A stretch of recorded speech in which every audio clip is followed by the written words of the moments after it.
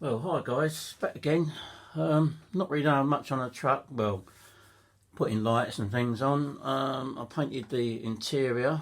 You can see the little chap that I've got in there, sitting up quite high. It's not, you know. I painted the seats because I didn't like that orange colour. Just done it in like a matte red. It looks quite realistic, really. It's quite a good colour. Painted the steering wheel. You know, a bit of face detail, the usual sort of thing. Right there, the driver fitted in there really nice. Got the lights on. I've got indicators, brake lights. The only thing I really want to try and do now is I've got the brake lights, because it's like the light kit is made for electric cars. So when you pull back on the brake, the reversing lights come on, which I don't like. So I've got to try and mix that with channel 4, which I've got the gear change on for forward and reverse. And I'm going to try and mix that with another little light unit so I can operate the reversing lights when I flip the switch to go into reverse. But so I've been busy this week, not really had a lot of time, one thing or another, so I've not been able to get on with it. But the light kit went okay. You know what it's like, loads and loads of wires and sorting out what's what. But what I managed to do is, instead of having coming off the receiver in the actual chassis of the truck, I actually bound another small Park Fly receiver and put that in the body. So now I've got two receivers that come on with the model when you switch on. So I've got all the electrics for the lights contained in the body, so you've got no wire stretching from the chassis up to the body, which is always a pain when you want to work on it or whatever like that. So I'll take the body off and show you what sort of light kitting I fitted on it. I'll just undo these. I've got the two screws under there. I did put some shorter ones in, because on the last video it took ages to come out. So here we go. Probably drop these on the floor. Right, let's take the body off. Right, let's move the truck out of the way. So I can see that under there. I've got the actual light unit there. I've got a little tiny 900 milliamp hour metal hydride battery there. I've got another little Park Flyer receiver in there. So now I've got that operated by a switch up there, so I can switch them off. So there's no power going to that receiver whatsoever. What I'm going to hopefully do is I need to fit a power receiver, because I don't want to keep taking the body on and off when I want to switch the truck on.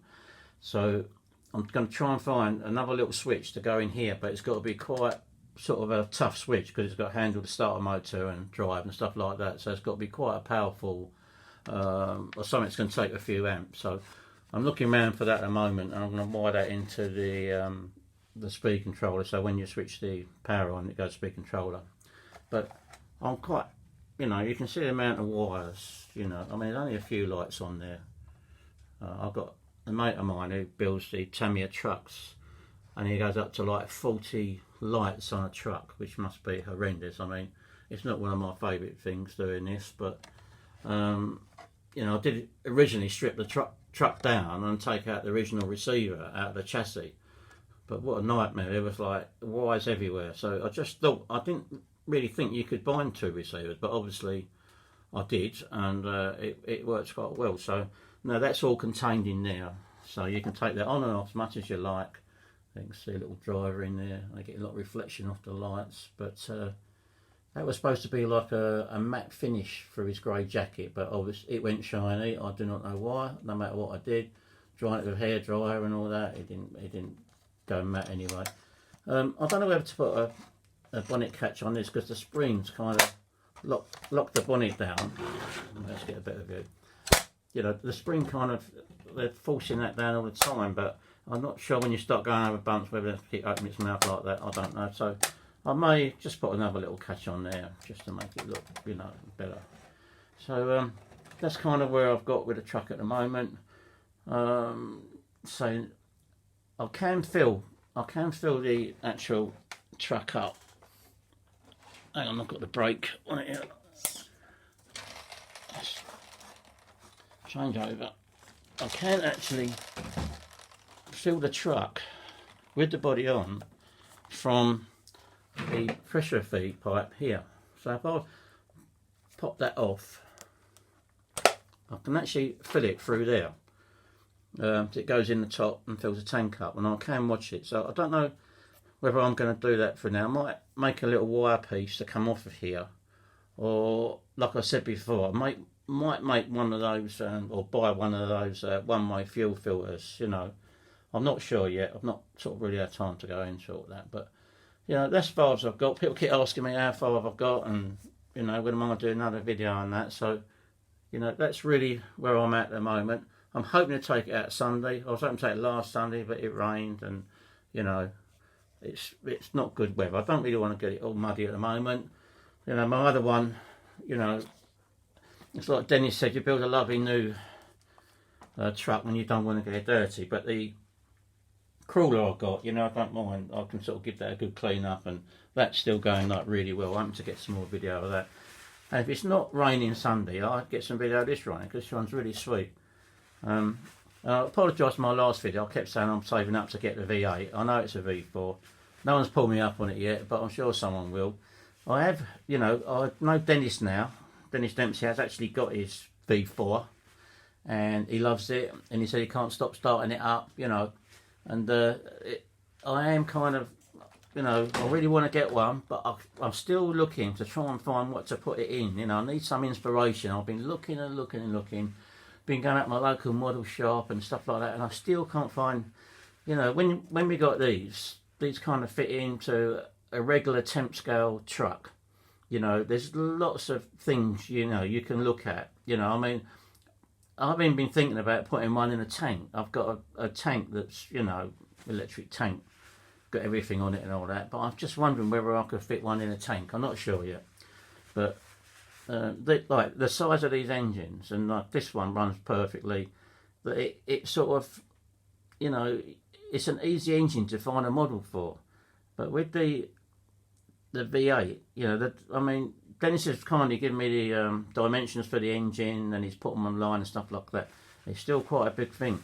And with the starter motor, I mean, that's a big old motor in there. I know you can probably put a smaller brushless one in it, you know, but I suppose it will have the power, you know, and if you sort of start messing about with the small pulleys and things like that, maybe it might turn the engine over. I don't know what sort of compression it's got on that engine. I mean, these ones are pretty tame really, but they do come up with running. But so I'm looking around trying to find something. I mean, it's a lot of money paid for an engine if you can't think of something to put it in. I mean, Dennis has got the capo, which, you know, even that's going to be a challenge to put that engine in, but I'm sure he's going to do it, you know, and it's going to be a really interesting build to watch that. So, you know, I'm kind of going to watch the video, what he does and how he starts sort of doing his stuff, and then maybe I can get a bit of inspiration to sort of find something that I actually want to put it in. I can't find nothing the right size or big enough. You know, it'll look too big in one of these, or, you know, I don't know. Even 8s, they look, you know, quite big in, and you know, you want to do that engine justice. You don't want to put it in something like, you know, cheap or whatever. So that's what I'm looking for at the moment. Well, what I'm going to do next, I'm going to do another video in a minute of some of my other 4-stroke projects that I've built in the past using the OS 26 car engine. You know, I've always worked with 4-stroke engines in cars and motorbikes and stuff like that. So I'm going to sign off now, guys, and I hope to get a video of this running Sunday. I really do. If the weather holds up, I'm sure I can. And I'm going to sign off now, and I'm going to do a couple of videos of my other stuff just to fill in for now. But like I say, I hope to get this running on Sunday. So I'll see you later, guys.